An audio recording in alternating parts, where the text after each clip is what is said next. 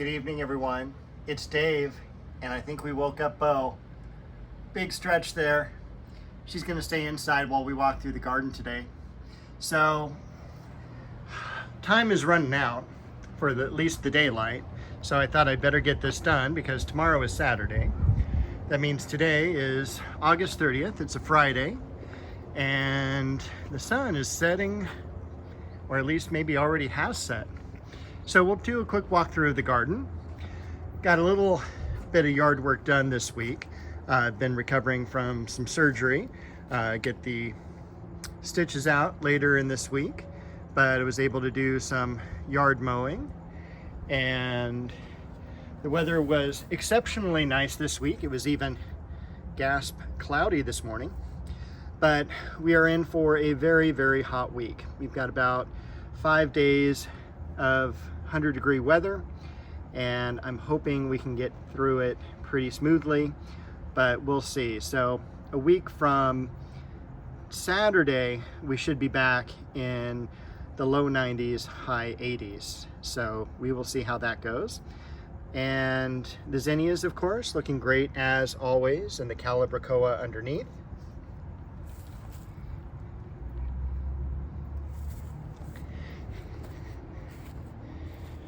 Over here, this conifer's been doing extremely well now that we got all the weeds out from within it. Being already looking at September, that means the leucosium will be coming up pretty soon again, probably by the end of October. So we've got about 60 days in which to clean this area out, get ready for that, and probably, definitely, I should say, do some mulching.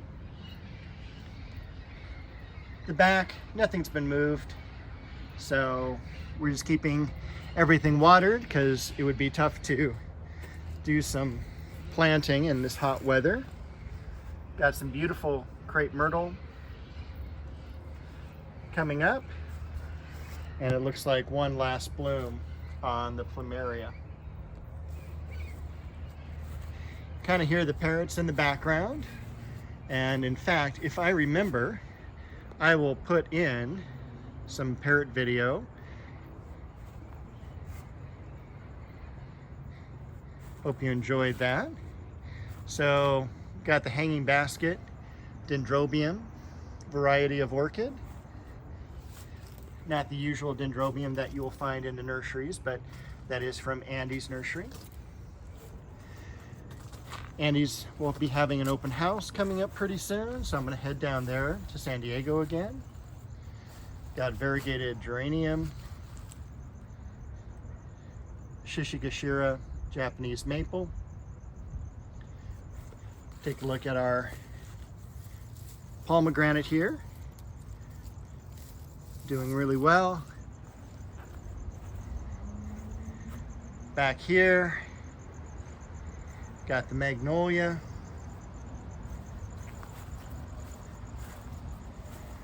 Starting to lose some leaves from the Japanese maple. Cheonanthus doing really well. And the more shaded Japanese maple did absolutely perfect this year.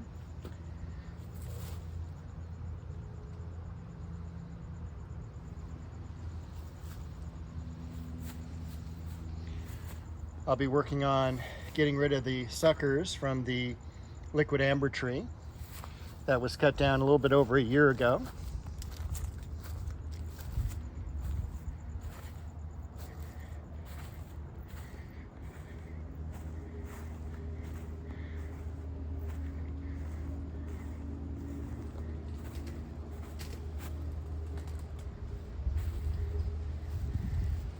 So I'm going to be watering later on tonight. Normally you don't want to water necessarily at night, but that's the time I had to do it today.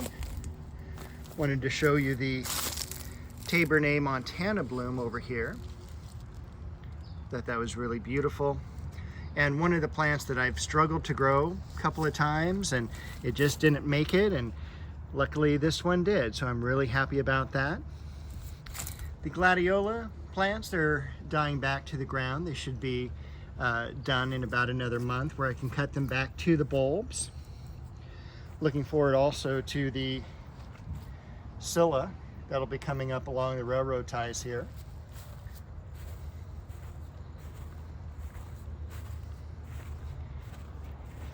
And I'm definitely looking forward to recovery when I can get out here and do some yard work.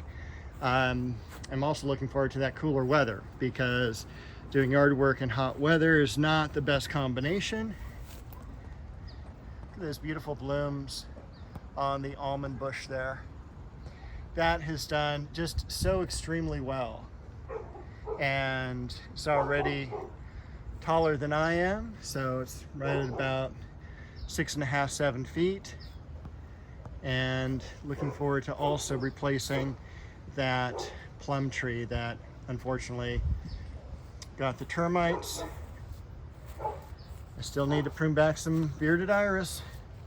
I started early, did not finish. I did get those bearded iris pruned. And the cherry tree did really, really well this year. So I'm very happy about that. Along with over here, the apricot tree. Still makes me laugh that we have some foxglove in bloom. Not a whole lot else going on in here, although I will say that one Arabian jasmine has done amazing. The other two have struggled a little bit, like this one here, but that's also in a much more sunny type area where the sun pathway just cuts right through. It's not quite underneath the Michelia tree. And this rose down here, this vibrant red, as we begin losing color for the light today, this is Ingrid Bergman. It's a really disease-resistant rose, very glossy in terms of leaf, low growing. It is a hybrid tea. The flowers don't get all that big. I mean, this is probably 4.5 inches across. And it's not even showing up as well on the phone as it looks in person as far as the redness goes, because it is a deep velvety red, and on the phone it's just kind of a lighter medium red. It's just a great rose, but no fragrance to speak of.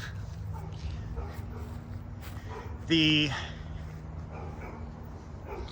beautiful macadamia tree, I definitely suggest getting one for your yard if you are in a more temperate zone. They are frost sensitive, so unfortunately if you live in an area where they have a hard frost, that will burn. But here in SoCal, obviously in Hawaii as well, they're going to be growing very readily. And I got this on a 15-gallon size, probably paid $100 for it, and that was maybe 15 years ago. And I go through and lace it out every couple of years. I don't know if I'll be able to do it this year, but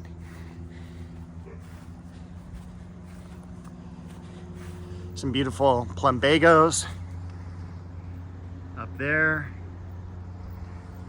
coming in from the neighbors. I do have one fig tree over here. Ironically, it's never fruited. It's never had any production, but I got it.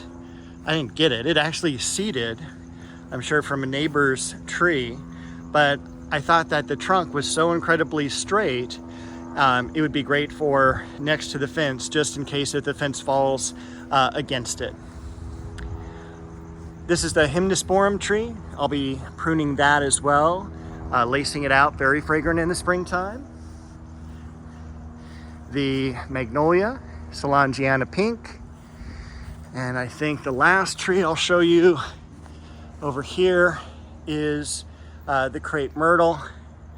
And it's just, I don't know if it'll show any blooms right now, but it is still pretty loaded with blossoms and probably be in bloom for another couple of weeks yet. So after that, it'll start losing its leaves, and that's a great time as well to prune it back. I can't wait for all the leaf drop so I can go ahead and prune things and shape things.